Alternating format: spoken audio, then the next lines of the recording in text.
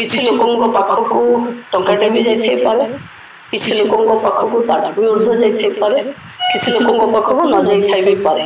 କିନ୍ତୁ ଯେଉଁମାନେ କ୍ଲିୟର ଅଛନ୍ତି ସମସ୍ତେ ସୁଭଦ୍ରା ପାଇବେ।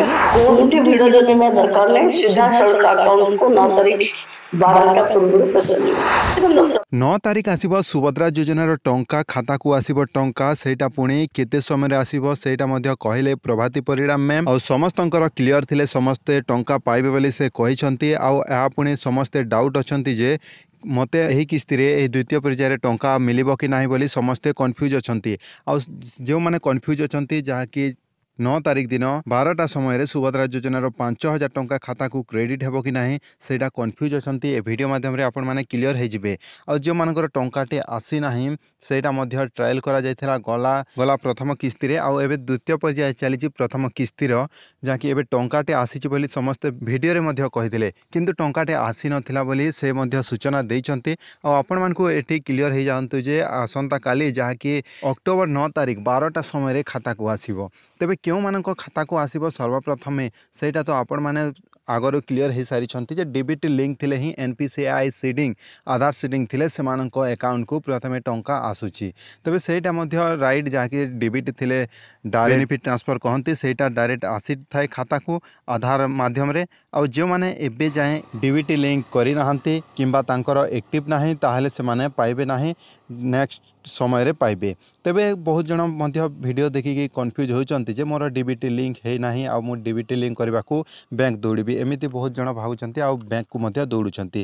ଆଉ କାହିଁକି ନା ଯେଉଁମାନେ ଚେକ୍ କରି ସାରିଛନ୍ତି ଆଉ ଡିବିଟି ଲିଙ୍କ୍ ଅଛି ବୋଲି ସେମାନେ କନଫ୍ୟୁଜ୍ ହୁଅନ୍ତୁ ନାହିଁ। ଆପଣ ଡାଇରେକ୍ଟ ଯଦି ଆପ୍ଲାଏ କରିଛନ୍ତି ଆଉ ଡକୁମେଣ୍ଟ କ୍ଲିୟର ଅଛି ତାହେଲେ ଟଙ୍କା ମିଳିଯିବ। ଆଉ ଡିବିଟି ଲିଙ୍କ୍ ଅଛି କି ନାହିଁ ବୋଲି ସେଇଟା ଆପଣମାନେ କେମିତି ଜାଣିବେ ସେ ଭିଡ଼ିଓ ମଧ୍ୟ ମୁଁ ଦେଇଥିଲି, ଆଧାର ସିଡ଼ିଂ କେମିତି ଚେକ୍ କରିପାରିବେ।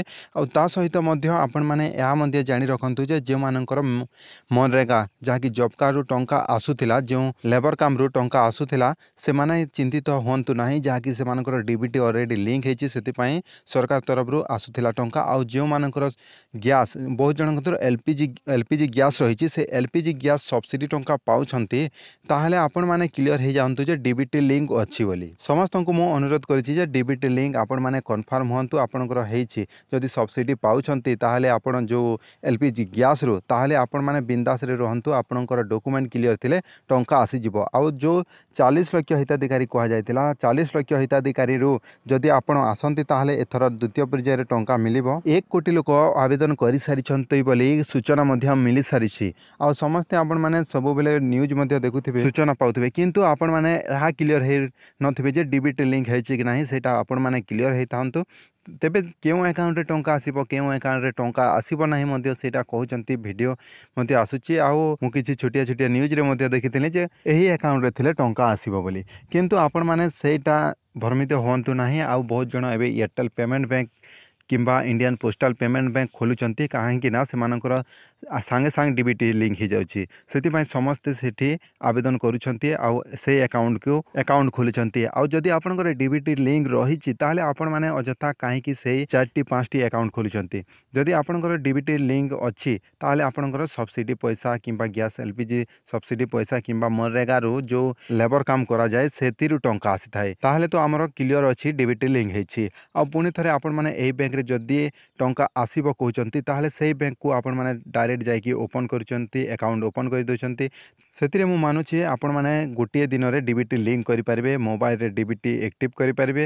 କିନ୍ତୁ ଆପଣଙ୍କର ଡିବିଟି ଲିଙ୍କ୍ ରହିଛି ତାହେଲେ ଅଯଥାରେ ଆପଣମାନେ ସେଇଟା ହଇରାଣ ହୁଅନ୍ତୁ ନାହିଁ। ଆଉ ଡିବିଟି ନୁହଁ, ଆପଣଙ୍କର ଡକୁମେଣ୍ଟ କ୍ଲିୟର ଆଉ 40 ଲକ୍ଷ ଭିତରେ ଅଛନ୍ତି ତାହେଲେ ସୁଭଦ୍ରା ଟଙ୍କା ମିଳିବ। ଆଉ 1 କୋଟି ଲୋକଙ୍କୁ ମିଳିବ କହୁଛନ୍ତି, ପୁଣି ଆଉ ଗୋଟେ ଏବେ ଦ୍ୱିତୀୟ ପର୍ଯ୍ୟାୟ ଚାଲିଛି, ତୃତୀୟ ପର୍ଯ୍ୟାୟରେ ମଧ୍ୟ କ୍ଲିୟର ହେଇଯାଇପାରେ, ସମସ୍ତଙ୍କୁ ମିଳିବ, କିନ୍ତୁ ଅପେକ୍ଷା କରିବାକୁ ପଡ଼ିବ। ମୁଁ ଆପଣମାନଙ୍କୁ ରିଏଲ୍ ମୁଁ କହୁଛି, କିଛି ବି ଆପଣମାନଙ୍କୁ ଅଯଥା କିଛି ଇଆଡ଼ୁ ସିଆଡ଼ୁ କହୁନାହିଁ।